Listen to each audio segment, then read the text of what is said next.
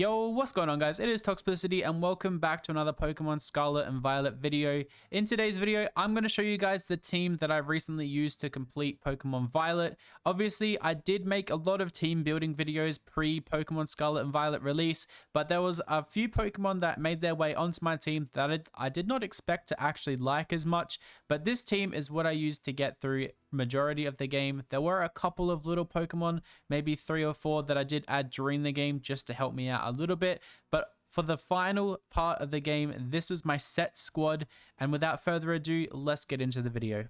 So now, I will just say there are a couple of Pokemon in here that are a lot higher level than they were when I beat the game, and that's because I've been doing a lot of shiny hunting post Pokemon Scarlet and Violet. So my starter I chose was Fuecoco.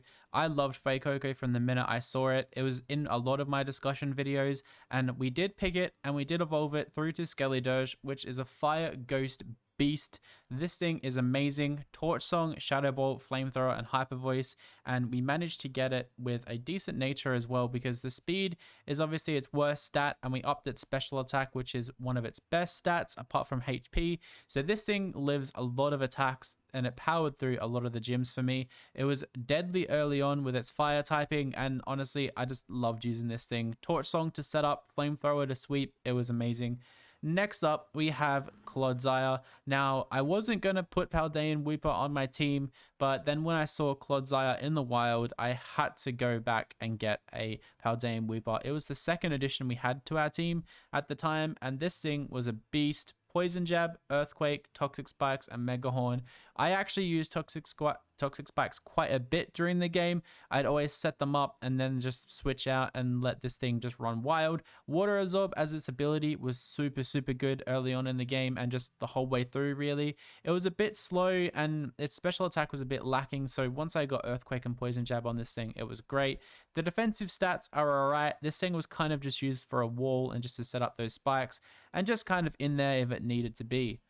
Next up, we have Bellibolt. Now, I wasn't going to add this thing to my team, but once I saw it in the wild, just like the Clodsire, I knew I had to have this on my squad. This thing actually turned out to be quite a good addition with Thunderbolt, Mud Slap, Chilling Water, and Volt Switch. Surprisingly enough, this thing actually helped us with a lot of the Titans that we had to fight, and also helped out with the Team Star bases. This thing had the ability Static, which got me through a lot of tricky situations because Pokemon would smack this thing, and the defensive stat is quite high, so it would live a lot of the attacks, and then get a Static off, and then we could, heal up the squad and switch out. And Bellibolt was actually a delight to have on the squad. I was very impressed by this Pokemon's ability and just how good it was in battle. Now, next up was a Pokemon I wasn't going to include on the squad, but our first shiny in the game was a Magikarp, and I had to evolve it into a Gyarados, and we kept Shrimp on our team the whole way through. We needed a strong water type, and I was going to use Finizen, and I did have Finizen on my squad at one stage, but having a shiny Magikarp was really cool. It brought back a lot of nostalgia to Pokemon Soul Silver. When I was playing through that, Red Gyarados was everyone's first shiny, I believe, or one of the first shinies everyone caught, so having it on my squad was really good. Waterfall, Ice Fang, Crunch, and Dragon Dance I would set up, and this thing would literally sweep with that Intimidate ability as well. It was just a great addition to the squad. A super well-rounded Pokemon and one of my OG favorites. I wanted to do a clean, brand new Pokemon squad, but it ended up being a little bit different.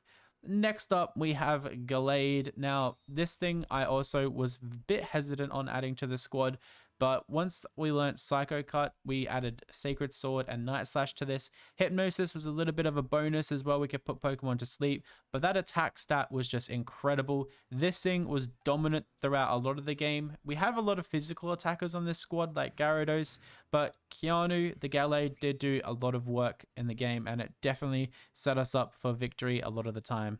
And then finally, we have Aragon the Salamence. Now, this thing did evolve a lot later in the game, so we kept swapping out our Shelgon with the Pawmont, but Aragon did make its way back onto the squad for the Elite Four and the final champion, and all the battles since. This thing is an absolute beast with Crunch, Dragon Claw, Flamethrower, and Fly. Salamence is pretty much self-explanatory. This Pokemon is just a beast of a Pokemon. I was really hoping just to get the exclusive Paradox form of it, but then I found out that it's only for Pokemon Scarlet. So instead of trying to find that, I just went ahead and added a Bagon to my team, which we got all the way up to a Salamence. And now this thing was dominant in the Elite Four. We used it quite a bit, but the MVP on the squad was definitely Skeledirge. This thing, as our starter, just carried us the whole way through the game. Even with all this power on the squad, I am so glad that I chose Fuecoco. It was definitely the best decision I've made.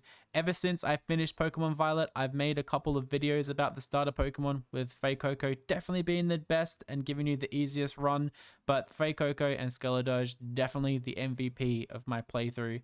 Now, I love this game. This game was super fun to play through. I'm glad I ended up completing it. I was going to do a lot of different side quests and stuff, but it was a very enjoyable game to get through. Now, in the new year, I'm going to be challenging myself and playing a Pokemon Scarlet Wonderlock. I'll be posting a lot about that in the community tab and also in my Discord. So if you guys want to join the Discord or to subscribe to the channel to keep out for that content, definitely do so. It's going to be a super fun adventure. Now, as you all may know, I do rate this game quite highly. I have posted a couple of review videos on my channel already, but playing through Pokemon Violet was definitely a rewarding experience. Some of these Pokemon in this game are incredible. I'm super grateful that this game actually played well for me. I know a lot of people had a lot of issues, but I haven't had that. So I just want to thank you guys so much for watching. Let me know down below what your final teams were and what your MVPs for your teams were as well. I'm really looking forward to seeing them. Thank you guys for watching. I'll see you guys on the next one.